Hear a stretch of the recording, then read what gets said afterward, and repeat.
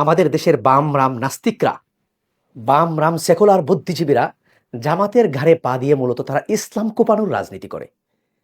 টিভিতে, আপনি টিভি খুললেই দেখবেন টক শোতে অথবা পত্রপত্রিকায় তারা নিয়মিত লেখছে জামাতের বিরুদ্ধে।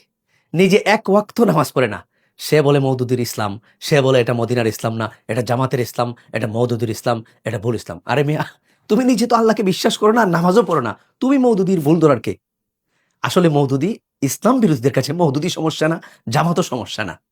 তাদের কাছে সমস্যা হলো যে দলের মাধ্যমে, যে ব্যক্তির মাধ্যমেই ইসলাম প্রতিষ্ঠিত হয়ে যাবে, ধর্মভিত্তিক রাষ্ট্র বা শরিয়া আইন বাস্তবায়িত হয়ে যাবে, ইসলামী রাষ্ট্র প্রতিষ্ঠিত হয়ে যাবে, তারা ওই দলকেই তারা ঠেকাতে চাইবে, ওই দলকেই তারা আক্রমণ করতে চাইবে।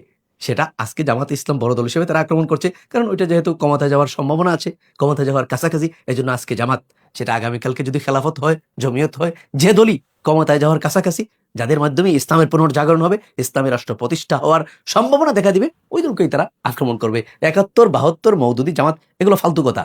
মূলত হচ্ছে তাদের অ্যাটাক হচ্ছে ইসলামের উপর। জামাতের মাধ্যমে বলে আর মওদুদির কথা বলে, এগুলো অন্যান্য ইসলামী দলকে হাতে নিয়ে এখন ডাইরেক্ট তো বলতে পারে না যে আমরা ইসলাম মানি না।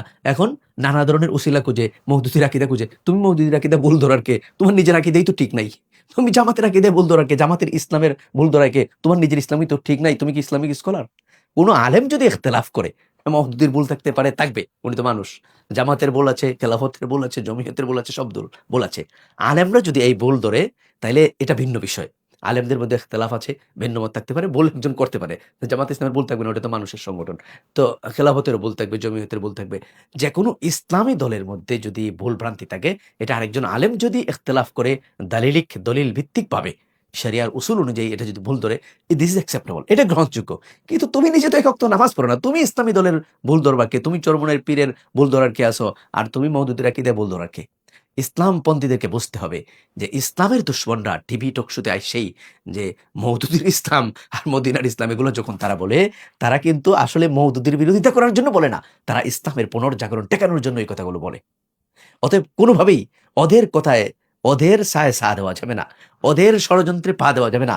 ওদের ভাষায় কথা বলে কোনো ইসলামী দল, সেটা জামাত হোক, মওদুদি হোক, খেলাফত হোক, চরমনের পীরের দল হোক, ইসলামের দুশ্মনদের ভাষায় এবং কৌশলে ইসলামী দলের, ইসলামী আন্দোলনের, কোন ইসলামী দলের বিরোধিতা আমরা করতে পারবো না। করলে আল্লাহর কাছে জবাবদিহি করতে হবে। কারণ ইসলামের দুশ্মনরা কোনো সময় আকীদার কারণে জামাত ইসলাম বাদ দেয় নাই।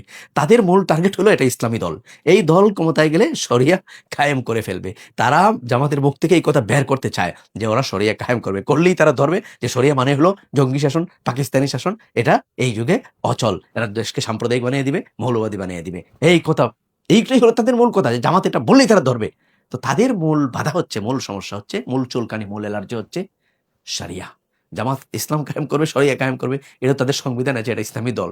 সুতরাং ইসলামী দল হিসেবে ওকে আক্রমণ করে ইসলামের কারণে, যে ওর মাধ্যমে ইসলাম প্রতিষ্ঠিত হওয়ার সম্ভাবনা দেখা দিয়েছে, ওদের মাধ্যমে ইসলামী রাষ্ট্র হয়ে যাবে। এই কারণে ইসলামের দুশ্মনরা কিন্তু ইসলামী দল হিসেবে জামাতকে, খেলাফতকে বা চরমনের পীর দলকে তারা আক্রমণ করে। অতএব ওদের বাসায়, ওদের সাথে হাত মিলিয়ে, ওদের সারিতে দাঁড়িয়ে কোনো ব্যক্তি, কোনো মুসলমান ইসলামী দলের বিরোধিতা করতে পারে না, জামাতের বিরোধিতা করতে পারে না, মওদুদের বিরোধিতা করতে পারে না, কোনো ইসলামী দলের, খেলাফতের, জমিয়তের কোনো দলের বিরুদ্ধে আমরা করতে পারি না।